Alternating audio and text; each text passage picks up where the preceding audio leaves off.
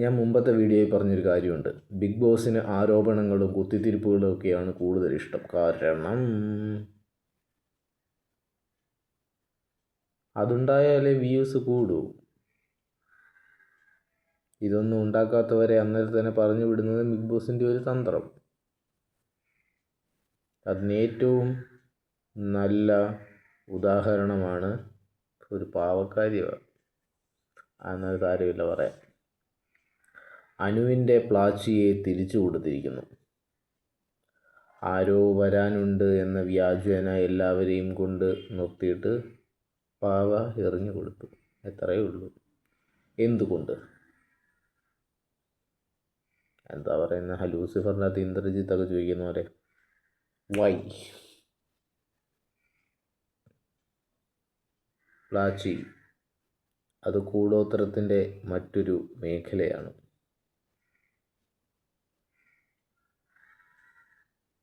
Big boss കാണുന്നവരിൽ ഭൂരിഭാഗം പേരും ഈ വക വിശ്വാസങ്ങളൊക്കെ ഉള്ളവരാണ്.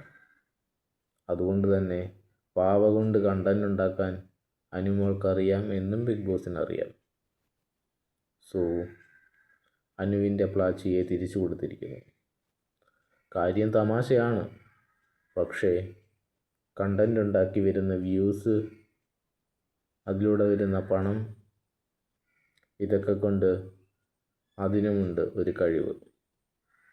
വിമർശനമല്ല കേട്ടോ, ബിഗ് ബോസിൻ്റെ ബുദ്ധിയാണ്.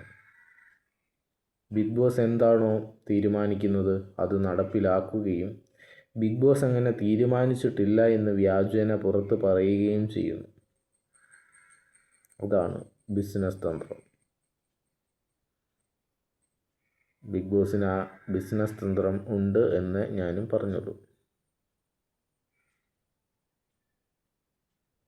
ബിഗ് ബോസിനും ഉണ്ട്, എനിക്കുമുണ്ട്, ഇത് കാണുന്ന കുറച്ചധികം പേർക്കുമുണ്ട്.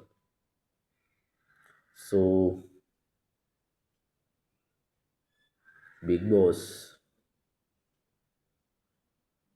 കണ്ടന്റ് ക്രിയേഷന് പുതിയ മാർഗം സ്വീകരിച്ചിരിക്കുന്നു. അതല്ല എങ്കിൽ അനുമോളോടുള്ള കൂടുതൽ സ്നേഹമാണോ ബുദ്ധിയാണോ? ബിഗ് ബോസിൽ സ്നേഹത്തിനൊന്നും ഒരു പ്രാധാന്യവുമില്ല. അപ്പം ഇതും ബുദ്ധി തന്നെ.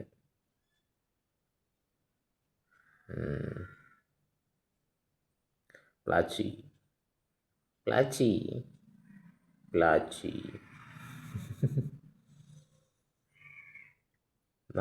നടക്കട്ടെ. അപ്പോൾ നമ്മുടെ ചടങ്ങ് അങ്ങോട്ട് തുടങ്ങുക. എന്ത് subscribe, like, share, dislike. Thank you.